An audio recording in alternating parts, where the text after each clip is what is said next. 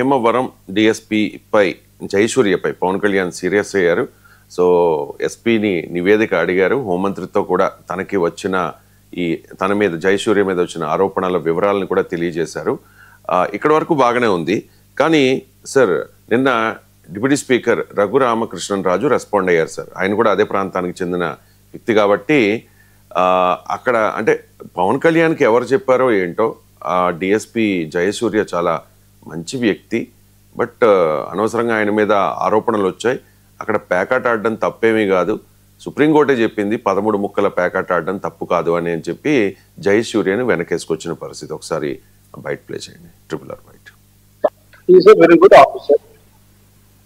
నేనైతే అతను మంచి ఆఫీసర్ అని చెప్పి నాకున్న నాలెడ్జ్ దృష్ట్యా, ఎందుకంటే అబ్జర్వ్ చేస్తాను కాబట్టి నాకున్న ఇన్ఫర్మేషన్ ప్రకారం అతను మంచి ఆఫీసర్ అనే నాకున్న రిపోర్టు.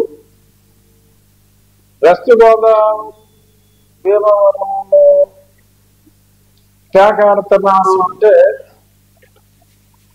ఇప్పుడు ఎలా ఉంటుందంటే ఊపిరి తీసుకుంటున్నట్టే ఉంటుంది. అక్కడ మా జిల్లాలో గోదావరి జిల్లాలో ఎవరు పడితే ఇంట్లోనే ఎక్కడో ఆడేస్తూ ఉంటారు. చాలా స్ట్రిక్ట్ గా ఎన్ఫోర్స్మెంట్ అయితే గత 2-3 నెలలుగా జరుగుతుంది. అందుకనే ఏదో తుఫాన్ వస్తే తుఫాన్ షెల్టర్కి వెళ్ళినట్టు చాలా మంది గోవాకి శ్రీలంకకి వెళ్ళిపోతున్నారు వీటికి. ఈ నిజం. బట్ ఖచ్చితంగా ప్యాకాట్ మీద గవర్నమెంట్ ఉక్కుపాదం అవుతుంది. సో జోదం అనేది గత కొద్ది మాసాలుగా గవర్నమెంట్ ఉక్కుపాదం, పోలీస్ డిపార్ట్మెంట్ ఎస్పీ గారు ఉక్కుపాదం పెట్టిన తర్వాత భీమవరమే కాదు ఆ చుట్టుపక్కల ప్రాంతాలు, చుట్టుపక్కల జిల్లాలు ఎక్కడ కూడా ప్యాకాట్ అనేది జరగట్లే. భీమవరంలో కూడా ప్యాకాట్ అనేది జరగట్లేదు. ఆయన నిజాలు మాకు తెలియజేయండి అని చెప్పి ఎస్పీ గారిని అడిగినట్టుగా నేను వాళ్ళ పేపర్లో, అన్ని పేపర్లలో చూశాను. సో ఎస్పీ గారు రిపోర్ట్ ఇస్తారు. సో ఆయన శాఖే కాకుండా మిగిలిన శాఖలను కూడా పట్టించుకోవడం సంతోషించవలసిన విషయం. Is a very good officer. Sir DSP Jayasurya చాలా మంచి ట్రాక్ రికార్డు ఉన్న ఆఫీసర్ అని చెప్పి డిప్యూటీ స్పీకర్ రఘురామకృష్ణరాజు అంటూ ఉన్నారు సార్. అంటే పవన్ కళ్యాణ్ ప్రూఫ్స్ లేకుండా డిఎస్పీ స్థాయి అధికారి మీద డిప్యూటీ సీఎం హోదాలో ఆరోపణలు చేశారనుకోవాలా ఏంటి సార్? వీళ్ళు వెర్షన్స్ డిఫరెంట్ గా ఉన్నాయి, ఏమంటారు? ఇద్దరికి డిఫరెంట్ అంచనాలు ఉండడం నేరమే కాదు. ఇద్దరు నాయకులకు ఒక అంశంపై కానీ, ఒక ఆఫీసర్ పై కానీ, ఒక ఈవెంట్ పై కానీ డిఫరెంట్ ఒపీనియన్స్ ఉండొచ్చు, తప్పలేదు. సమస్య ఏంటంటే దీన్ని పవన్ కళ్యాణ్ కు చెప్పకుండా రఘురామకృష్ణరాజు బయటికి ఎందుకు చెప్తున్నాడు అన్నదే పాయింట్. ఆ ఇన్ఫర్మేషన్ పవన్ కళ్యాణ్ కు లేకపోవచ్చు అన్నాడు. ఇన్ఫర్మేషన్ రఘురామకృష్ణరాజు ఇవ్వచ్చు కదా. పవన్ కళ్యాణ్ కు రఘురామకృష్ణరాజు పరిచయం కాదు కదా. అదే పవన్ కళ్యాణ్ కే ఫోన్ చేసి మీరు మీకు ఎవరో రాంగ్ ఇన్ఫర్మేషన్ ఇచ్చినట్టున్నారు అని మంచి ఆఫీసరే అని చెప్పేస్తే పడైపోతుంది.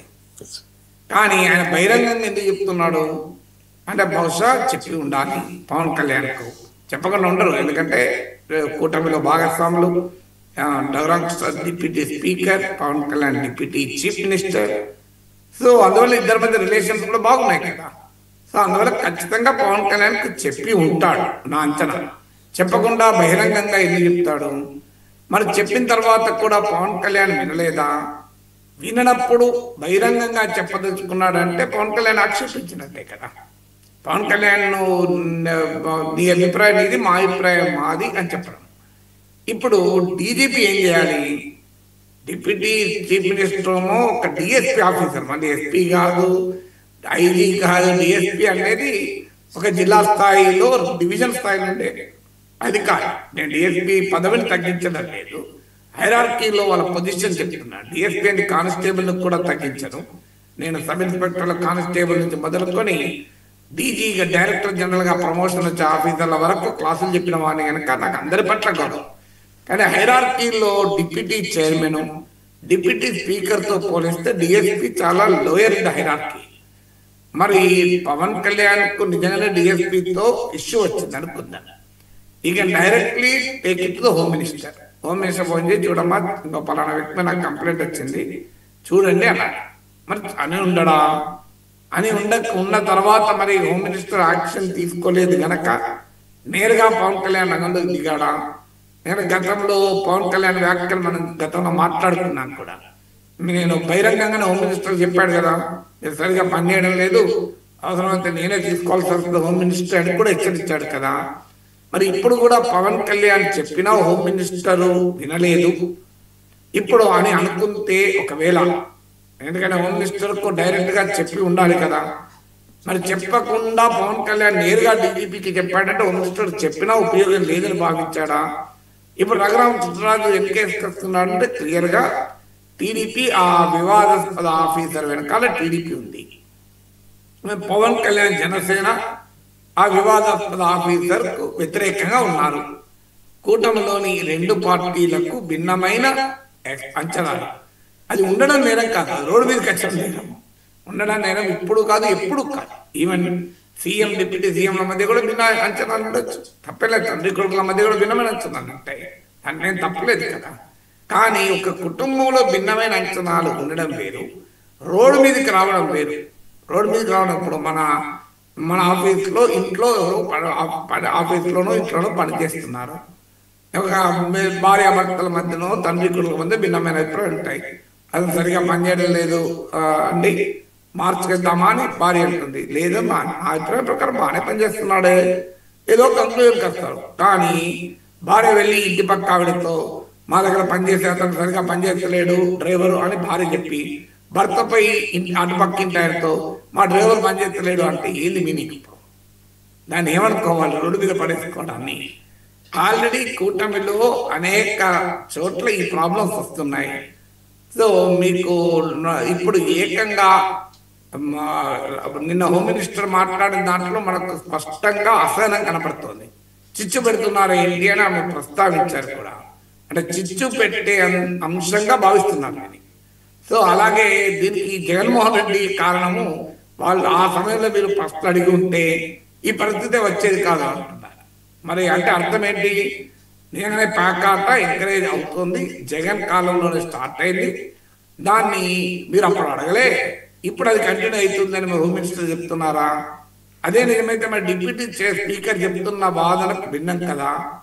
ఒక డిఎస్పీ అధికారి విషయంలో పవన్ కళ్యాణ్ ను అధిక్షేపించే రీతిలో, పవన్ కళ్యాణ్ ఆక్షేపించే రీతిలో డిప్యూటీ స్పీకర్ ఎందుకు మాట్లాడాల్సిన అవసరం వస్తుంది? అఫ్ కోర్స్ పవన్ కళ్యాణ్ గోదావరి జిల్లా కాదు అని అనలేడు కదా, ఆయన తూర్పు గోదావరి నుంచి రిప్రజెంటేటివ్, పశ్చిమ గోదావరి నుంచి రిప్రజెంటేటివ్, ఉమ్మడి గోదావరి జిల్లాల నుంచి కదా. మరి ఎందుకు భిన్నమైన అంచనాలు ఉన్నాయి అనేది క్వశ్చన్ మార్క్. మళ్ళీ మళ్ళీ చెప్పేది అంచనాలు తప్పు కాదు, కానీ బహిరంగంగా డిప్యూటీ చైర్మన్ సీఎం ఒక అభిప్రాయాన్ని వ్యక్తం చేశాడని తెలిసాక, అది మీడియాలో కూడా వచ్చాక, దానిపైన హోమ్ మినిస్టర్ స్పందించాక డిప్యూటీ స్పీకర్ కు ఆ జిల్లా వ్యక్తి మాత్రమే కనుక, జిల్లా నాయకుడు కనుక వెనకేసుకొని రావాల్సిన అవసరం ఏమిటి అనేది నా క్వశ్చన్. ఏమైనా ఇంటర్నల్ గా మాట్లాడుకోవచ్చు కదా, ఎందుకు ఇలా బహిరంగంగా మాట్లాడుకుంటున్నారు? ఈ ట్రెండ్ ఇక్కడతో ఆగుతుందా? This only a symptom of a larger issue. మీరు చూస్తుండండి, ఇది ఎక్కడికి దాకా పోతుంది అంటే ఇక మొదలవుతుంది. మీరు ఇలాగే దీన్ని కనుక ఫైర్ ఫైటింగ్ చేయకపోతే ఇలా మొదలైపోతుంది. ఒక మంత్రి, తెలుగుదేశం మంత్రి ఒకటి చెప్తాడు, ఆ ప్రాంతంలో ఉన్న జనసేన మంత్రి ఇంకోటి చెప్తాడు. సో ఏమనుకోవాలి ఇప్పుడు ప్రజలు? కూటమిలోని ఇద్దరు ముఖ్య నేతలు భిన్నమైన అభిప్రాయాలు చెప్పారు ఒక అధికారి గురించి, ప్రజలు ఏమనుకోవాలి అనే నా క్వశ్చన్. ప్రజలు ఇప్పుడు డిప్యూటీ చీఫ్ మినిస్టర్ అయినా కరెక్ట్ అంటాడు, డిప్యూటీ స్పీకర్ అయినా కరెక్ట్, ఇద్దరిట్లో ఎవరు కరెక్ట్ అని. మరి పవన్ కళ్యాణ్ విషయం తెలుసుకోకుండా, సమాచారం లేకుండా ఎవరైతే చెప్తే అది నమ్మి డీజీపీకి లేఖలు రాస్తారా? అంత చపలచిత్తత పవన్ కళ్యాణ్ ఉంటుందని రఘురామకృష్ణరాజు భావిస్తాడా? ఒకవేళ భావిస్తున్నా దాన్ని బహిరంగంగా వ్యక్తం చేస్తాడా? లేదా రఘురామకృష్ణరాజుకి ఉన్న సమాచారమే కరెక్టా? పవన్ కళ్యాణ్ సమాచారం తెలుసుకోకుండా చేస్తున్నాడా? ఇవన్నీ క్వశ్చన్స్ ఆధారం వస్తున్నాయి కదా. ఇక